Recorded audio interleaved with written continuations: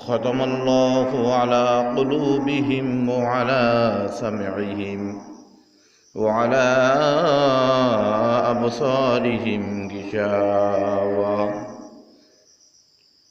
আল্লাহ রাব্বুল আলামিন কালামে পাকের ভিতরে ঘোষণা করেন, খতামাল্লাহু আলা কুলুবিহিম ওয়া আলা সামিইহিম ওয়া আলা আবসারিহিম গিশাওয়া।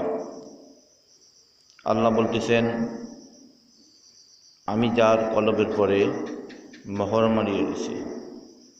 মোহর শব্দের অর্থ হচ্ছে বিরাট বড় একটা পর্দা, যেই পর্দা দিয়ে খতামাল্লাহু আলা কুলুবিহিম, এমন পর্দা দিয়ে দিয়েছে যে দুনিয়ার বুকে কখনো ওর অন্তর, ওর মন, ওর কলবের থেকে ভালো জিনিসের দিকে কখনো তার মন অগ্রগতি হবে না।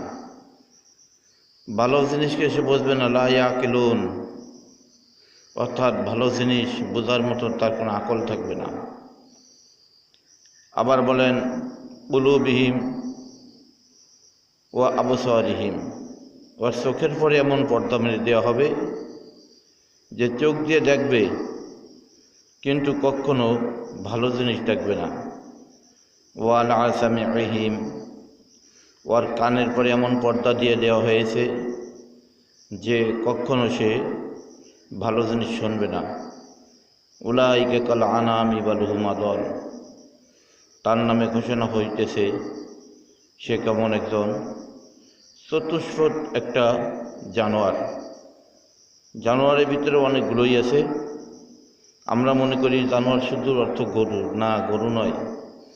গরু, ছাগল, কুকুর, শিয়াল, শুয়োর ইত্যাদি দারুণার, এইগুলো সবই তার ভিতরে গণ্য।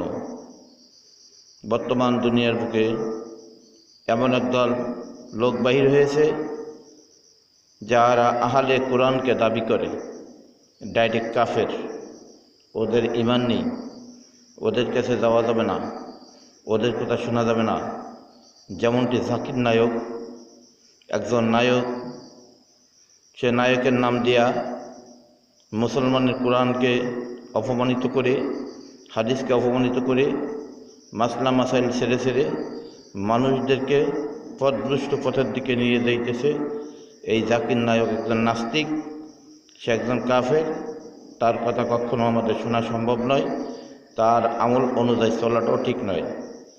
যারা চলবে তারাও তার দলভুক্ত হয়ে যাবে, যারা এর কথা অনুযায়ী উঠা বসা করবে তাহারা তার দলভুক্ত হয়ে যাবে।